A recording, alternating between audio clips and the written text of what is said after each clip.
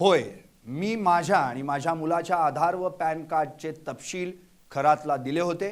मात्र हे तपशील केवळ धार्मिक कामासाठी वापरले जातील असं आश्वासन आम्हाला खरातकडून देण्यात आलं होतं. पण खरातनं विश्वासाचा गैरवापर करून आमच्या कागदपत्रांच्या आधारे बेकायदेशीररित्या बोगस बँक खाती उघडली. खरातवर हा आरोप केलाय राज्य महिला आयोगाच्या माजी अध्यक्ष रुपाली चाकणकरांच्या बहीण प्रतिभा चाकणकरांनी. प्रतिभा चाकणकरांची ईडीकडून किती तास केली गेली चौकशी. ईडीच्या चौकशीत त्यांनी काय केला खळबळजनक दावा. खरात आणि चाकणकर यांच्यात किती झाले होते फोन कॉल्स, दोघांमध्ये किती मेसेजेसची झाली होती देवाणघेवाण. पाहुयात यावरचा हा स्पेशल रिपोर्ट. भोंदू खरातचं अत्याचार कांड, चाकणकरांचं धार्मिक कांड.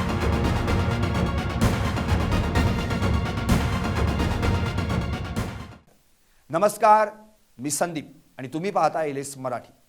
नाशिकमधील समता नागरी सहकारी पतसंस्थेतील संशयास्पद व्यवहार आणि बोगस बँक खात्यांच्या प्रकरणात ईडीनं आपला फास आता आणखी घट्ट आवळायला सुरुवात केली. या तपासादरम्यान प्रतिभा चाकणकर यांची सुमारे 8 तास कसून चौकशी करण्यात आली. मात्र या चौकशी दरम्यान त्यांनी केलेल्या दाव्यांनी राजकीय वर्तुळात मात्र एकच खळबळ उडवून दिली आहे.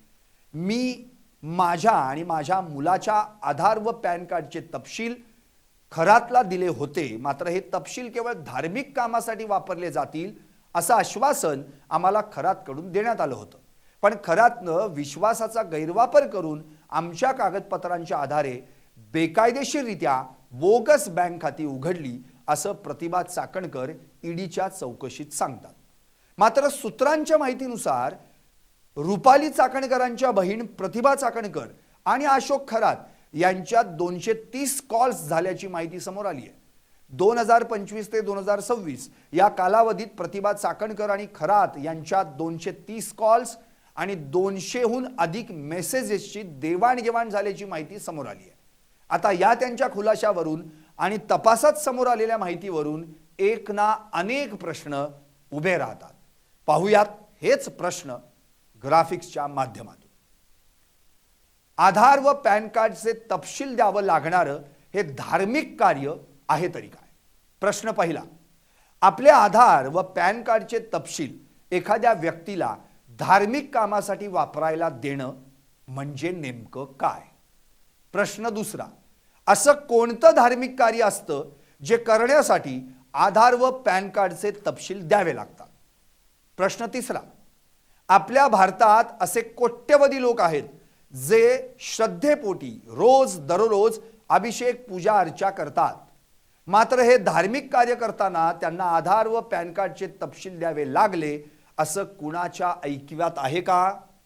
प्रश्न चौथा, मग हे असलं कसलं धार्मिक कार्य ज्यासाठी प्रतिभा चाकणकरांना आपल्या आणि आपल्या मुलाच्या आधार कार्ड व पॅन कार्डचे तपशील खरातला द्यावे लागले?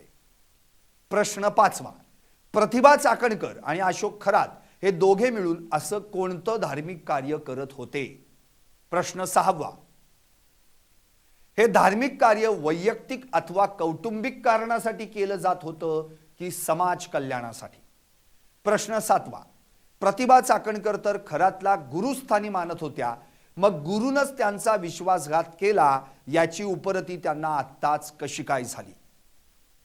आणि प्रश्न आठवा, 2025 ते 2026 या कालावधीत प्रतिभा चाकणकर आणि अशोक खरात यांच्यात 230 कॉल्स आणि 200 पेक्षा अधिक मेसेजेस झालेत. इतका प्रदीर्घ वेळ हे दोघे एकमेकांशी नेमकं काय आणि कशाविषयी बोलले आणि मेसेजेसद्वारे कोणत्या माहितीची देवाणघेवाण झाली? एकीकडे खरातवर एकामागून एक असे लैंगिक अत्याचाराचे गुन्हे दाखल होत होते, तर दुसरीकडे त्याच्या आर्थिक गैरव्यवहारांची प्रकरणं देखील बाहेर निघत होती. याच दरम्यान नाशिकच्या समता नागरी सहकारी पतसंस्थेत खरात नॉमिनी असलेली 134 बोगस खाती असल्याची माहिती समोर आली. या बोगस खात्यांमधून कोट्यवधींचा आर्थिक व्यवहार झाल्याचा तपास यंत्रणेला संशय आहे. समता पतसंस्थेतील या बोगस खात्यांसाठी खरात इतरांच्या आधार आणि पॅन कार्डचा आधार घेत असल्याचं तपासात निष्पन्न झालंय. खातेदाराचं नाव वेगळं असलं तरी वारसदार म्हणून खरात स्वतःचं नाव आणि मोबाईल क्रमांक जोडायचा. त्याद्वारे तो ही सर्व खाती स्वतःच्या नियंत्रणात ठेवत होता. अटकेत असलेला खरातचा साथीदार AP बाकवे याच्याकडे ईडीनं चौकशी केली असता प्रत्येक बँक खात्यात रोखीनं पैसे जमा करताना खातेदारासोबत बाकवे जातीनं हजर असायचा आणि सर्व व्यवहार खरातच्या सूचनेवरून झाल्याचं त्यानं तपासात सांगितलंय। विशेष म्हणजे याच पतसंस्थेत रुपाली चाकणकरांच्या सख्या बहीण आणि त्यांच्या जाऊबाई प्रतिभा चाकणकर आणि त्यांच्या मुलाच्या नावावर चक्क 4 खाती आढळून आली आणि ही 4 खाती त्या बोगस 134 खात्यांच्या जाळ्याचा एक भाग असल्याची संशयाची पाल तपास यंत्रणेच्या डोक्यात चुकचुकली। मग मात्र प्रतिभा चाकणकर आणि त्यांचा मुलगा तन्मय या दोघांना ईडीकडून चौकशीसाठी समन्स बजावण्यात आलं। चौकशीला सामोऱ्या गेल्यानंतर ईडीनं त्यांची 8 तास कसून चौकशी केली। ईडीच्या संशयानुसार 2021 मध्ये जमा झालेले सुमारे 26 लाख रुपये एका विशेष खात्यात वळवण्यात आले होते। ही रक्कम 2024 पर्यंत तिथेच ठेवून त्यावर तब्बल 40 लाख रुपयांचा परतावा मिळाल्याचा संशय तपास यंत्रणेला आहे। या आर्थिक नफ्याचे नेमके स्रोत काय होते याचा शोध आता घेतला जातोय। या संपूर्ण प्रकरणात ईडीनं आता त्यांचा मुलगा तन्मय चाकणकर यालाही समन्स बजावलंय। प्रतिभा चाकणकरांची 8 तासांच्या प्रदीर्घ चौकशीनंतर सुटका करण्यात आली असली तरी त्यांना पुन्हा एकदा चौकशीसाठी पाचारण केलं जाण्याची शक्यता सूत्रांकडून वर्तवण्यात येते। पाहत रहा LS मराठी।